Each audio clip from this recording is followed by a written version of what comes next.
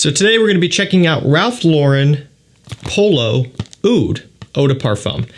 Now, at one point there was a Polo Supreme Oud, and there was a line of Supreme scents. I believe it was 3 of them total: Supreme Oud, Supreme Leather, Supreme Cashmere. They're all really good, but they are also all discontinued. And I would imagine, if I remember correctly, Supreme Oud popped up around the time that oud was a trend, you know, just like Ambroxan and Iris and everything like that. The community goes through trends. And at one point, oud was one of them, especially for designer brands. They started putting out their own oud scents. But like I said, all of those were discontinued at one point. And this is a 2023 release. So, you know, oud isn't really the big thing anymore. At least it's not trending like it was. A lot of brands right now are focusing on the iris scents, and a lot of them are still pumping out some blue fragrances as well, and varieties like that.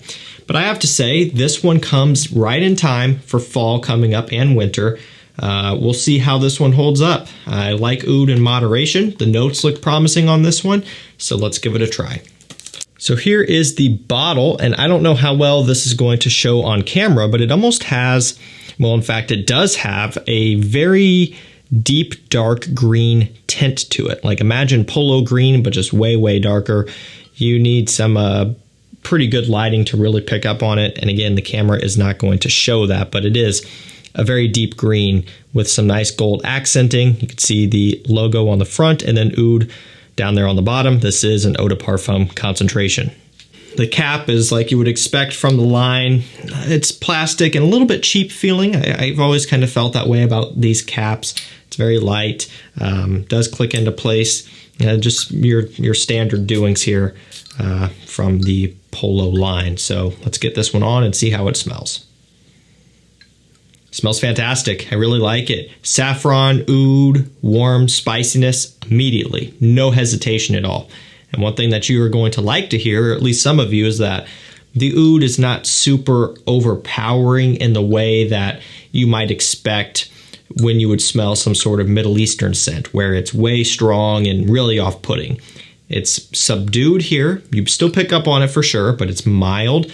And the other notes, the saffron, the warm spices, a little bit of a smoky incense, really helps to cushion it and give it some balance.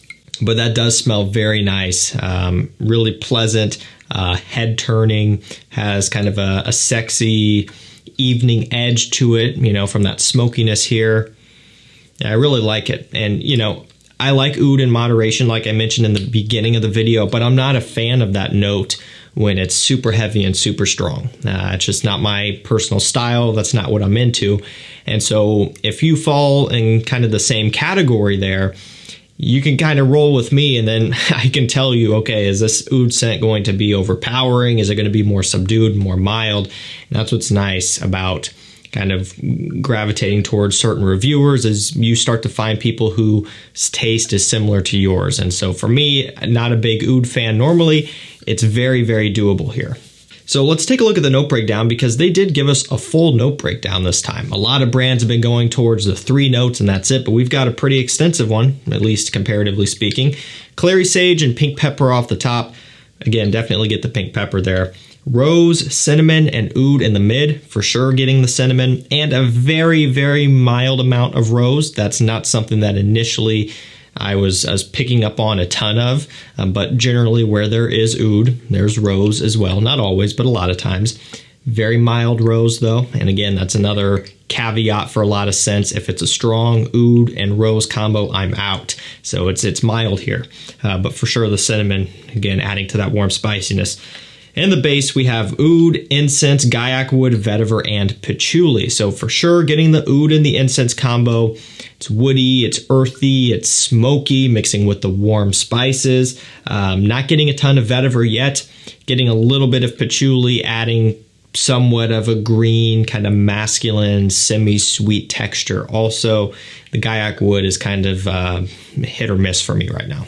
Of course, this is all subject to change as the scent develops. You know, these things will maybe reveal themselves more or not. This is just first impressions here. And now that I am smelling it again, I'm picking up on a little bit more of the rose, but it's a very fresh rose. And that's another thing. When it comes to rose oud combos, the rose can sometimes be kind of sweet and heavy, or it can be more light and more of a traditional floral where it's kind of not effervescent maybe, but just lighter and fresher and almost kind of like a white floral type of smell. That's kind of how it's coming across here. And it's actually giving it a little bit of a freshness rather than some other rose combos giving it even more of a sweetness. You know, think of something like Dior Homme Parfum. The rose in there mixing with the oud gives it a heavier nature. Not the case with this one. So there is a little bit of a fresh balance. I definitely see this as a fantastic designer level oud. This is the type of thing that you can still wear to work, you can wear out in public, and you're not going to disgust people. There are certain oud scents out there for sure that would be off-putting, especially depending on what region you live in, of course. Around here, it's not something that I don't think would go over too well in a lot of instances. But because we're talking what is a L'Oreal brand here, and we're talking Ralph Lauren, they also do a really good job of knowing what works and what doesn't, and they're focused on sales just like all these big designer brands are. And so I do think that they're confident that this is a wearable oud, and I would have to agree with that as well. This is the type of thing that could be marketed towards the masses, and I think for a lot of people it would go over well. It's a lot fresher now that it's settling down than it was in the opening. Some of that smokiness is actually going away, more of the rose coming in, still getting some of the oud, but it is fresher, less warm spicy, less smoky than off the opening. And I would actually like to see a little bit more of that smoky and sweet nature retained here, just a little bit, but it is what it is. Overall, I like this one. It smells great. The quality is fine. It's about what I would expect from Ralph Lauren, just the Polo line in general. It's not cheap smelling, but it's not quite as premium feeling to me as like a Dior or a Chanel or even an Armani, maybe even a YSL. Not quite to that level to me, but nonetheless, still very good.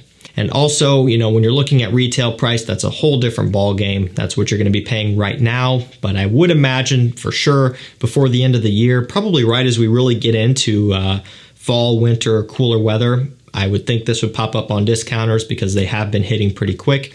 And when you can start getting this one for the general Polo fragrance price, which could be anywhere from upper 40s to, you know, whatever, lower 60s, depending on what it is. When you start getting it down to that range, I think this is a killer buy if you want a wearable oud. Time will tell in terms of performance. Again, eau de parfum concentration. I'm glad they didn't cheap out and go with an EDT for this one and then put out a flanker after that.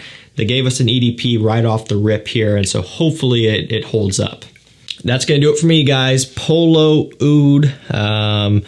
Nice release here, and I'm glad to see it back. Hopefully they keep this one around. It's nice to have some variety within this line because a lot of them trend, you know, in the more fresh mainstream direction. There's a few Polo Reds that are pretty good. The new Parfum is good, but a lot of the other ones are much more fresh and blue and clean and shower gel-ish. So this is a nice change of pace within the line. Great for an evening out in the fall or winter time.